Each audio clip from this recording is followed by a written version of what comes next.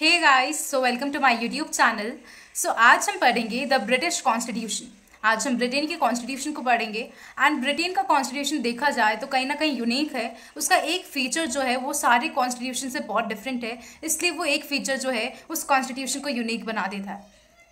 And वो feature क्या है? That most of the part of Britain constitution is unwritten. अगर हम एक एस्टिमेशन लेके चले तो 90 to 95% part of the Britain constitution is unwritten. तो ये एक फीचर है जो कि सभी कॉन्स्टिट्यूशन से ब्रिटेन को थोड़ा सा डिफरेंट बना देता है, थोड़ा सा यूनिक बना देता है। अगर हम दूसरे कॉन्स्टिट्यूशंस की बात करें तो सारे कॉन्स्टिट्यूशंस रिटन है एक्सेप्ट ब्रिटेन। ब्रिटेन का जो कॉन्स्टिट्यूशन है वो अनरिटन है। Okay, so without any further do let's quickly jump into the video. तो सबसे पहले हम इंट्रोडक्शन देखते हैं। सो किसी भी कॉन्स्टिट्यूशन को पढ़ने से पहले हमको जो कॉन्स्टिट्यूशन वर्ड है इसका मीनिंग पता होना चाहिए। अगर हमको कॉन्स्टिट्यूशन का मतलब ही नहीं पता तो हम क्या किसी कॉन्स्टिट्यूशन को पढ़ेंगे। सो कॉन्स्टिट्यूशन मतलब होता है it is a set of written fundamental laws. जो रिटन फंडामेंटल लॉज होते हैं उनका सेट होता है कॉन्स्टिट्यूशन। सो ये तो हुआ हमारा कॉन्स्टिट्यूशन का मीनिंग। अब कॉन्स्टिट्यूशन को लेके बहुत सारे पॉलिटिकल थिंकर्स ऐसे थे, पॉलिटिकल राइटर्स ऐसे थे जिन्होंने अपने अपने व्यू पॉइंट रखे। तो वैसे एक पॉलिटिकल राइटर थे थॉमस पेन। ये 18th सेंचुरी के एक पॉलिटिकल राइटर थे।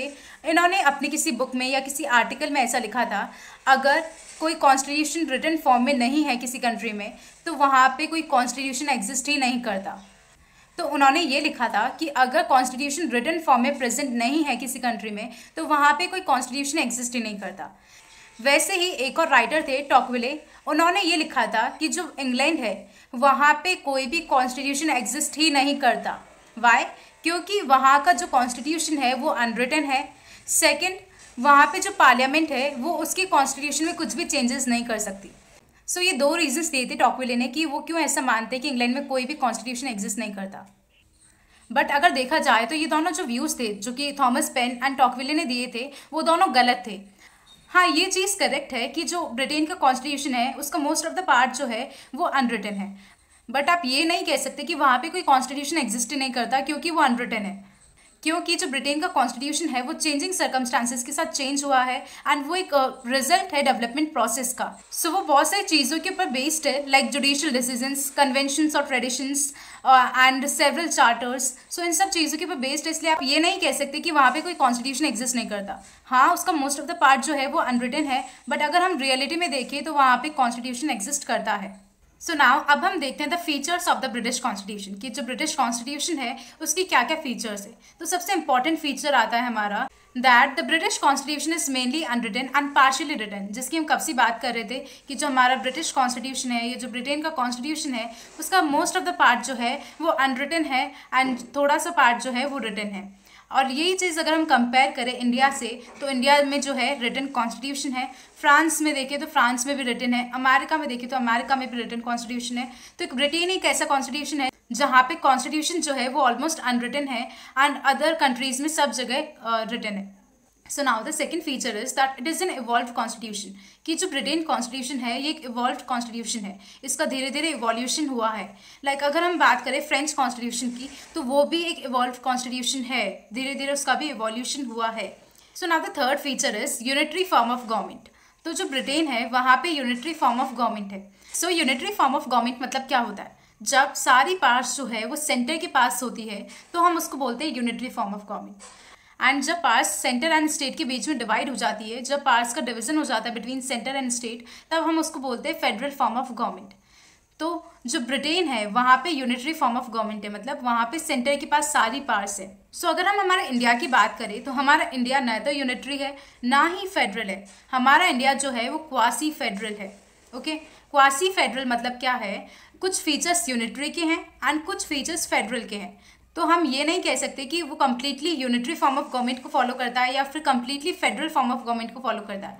उसमें यूनिटरी एंड फेडरल दोनों का मिक्सचर है। हमारे इंडिया में यूनिटरी एंड फेडरल दोनों का मिक्सचर है, इसलिए हम उसको क्वासी फेडरल कहते हैं। अब क्वासी यूनिटरी क्यों नहीं कहते? क्योंकि जो ज़्यादा अगर फीचर्स हम देखिए तो ज़्यादा फेडरल के हैं, बट कहीं ना कहीं थोड़े बहुत फीचर्स यूनिटरी के भी है। एंड यहीं पर अगर हम अमेरिका का एग्जाम्पल लें तो अमेरिका में federal form of government follow होता है। So now the next feature of Britain Constitution is parliamentary form of government.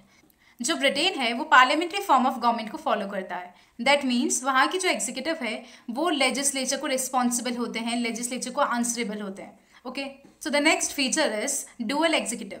वहाँ पे डुअल एग्जीक्यूटिव है, एक नॉमिनल है एंड एक रियल एग्जीक्यूटिव है, ठीक है। अब नॉमिनल एग्जीक्यूटिव क्या होता है एंड रियल एग्जीक्यूटिव क्या होता है वो एक बार आप फिर से समझ लो। वैसे मैंने ये पार्लियामेंट्री एंड प्रेसिडेंशियल में आई थिंक कवर कर रखा है। ओके, सो नॉमिनल एग्जीक्यूटिव वो होते हैं जिनके पास नेम से एक पार्ट्स होती है, मतलब कॉन्स्टिट्यूशन में तो उनको बहुत सारी पार्ट्स दे रखी होती है। तो अगर हम देखा जाए तो हम ये कह सकते हैं कि पेपर में उनके पास बहुत सारी पार्ट्स होती है, बट एक्चुअल में उन पार्ट्स का वो यूज नहीं करते या उन पार्ट्स को एक्सरसाइज नहीं करते। ओके, एंड रियल एग्जीक्यूटिव वो होते हैं जिनको कॉन्स्टिट्यूशन ने उतनी पावर नहीं दे रखी होती, या हम कह सकते हैं उनके पास पेपर पार्ट्स ज़्यादा नहीं होती, बट वो पार्ट्स का एक्सरसाइज ज़्यादा करते हैं। जैसे हमारे इंडिया में जो रियल एग्जीक्यूटिव है वो प्राइम मिनिस्टर है एंड जो प्रेसिडेंट है वो हमारे नॉमिनल एग्जीक्यूटिव है। So the next feature of the Britain constitution is by party system. अब ब्रिटेन कॉन्स्टिट्यूशन में क्या है, बाय पार्टी सिस्टम है। बाय पार्टी सिस्टम मतलब वहाँ पे दो ही पार्टी का राज चलता है, एक लेबर पार्टी एक कंजर्वेटिव पार्टी। ये दो ही पार्टीज है अगर हम नेशनल लेवल पे देखें तो। अगर हम यहीं पे इंडिया की बात करें तो इंडिया में बाय पार्टी सिस्टम नहीं है, यहाँ पे मल्टी पार्टी सिस्टम है। एंड अगर हम स्विट्जरलैंड की भी बात करें तो स्विट्जरलैंड में भी मल्टी पार्टी सिस्टम है, बाय पार्टी सिस्टम नहीं है। तो जो ब्रिटेन है यहाँ पे क्या है, यहाँ पे बाय पार्टी सिस्टम है, यहाँ पे मल्टी पार्टी सिस्टम नहीं है। यहाँ पे दो ही पार्टी रूल करती है, यहाँ पे दो ही पार्टीज रूल करती है, that is Labour Party and Conservative Party. So ये थे हमारे कुछ फीचर्स ऑफ ब्रिटेन कॉन्स्टिट्यूशन। इतने से फीचर्स नहीं है, और भी कुछ फीचर्स है, बट वो हम नेक्स्ट पार्ट में कवर करेंगे। सो अगर आपको फिर भी कुछ डाउट्स है then you can always ask me in the comment section and I will try to reply all your comments. Okay, so bye bye.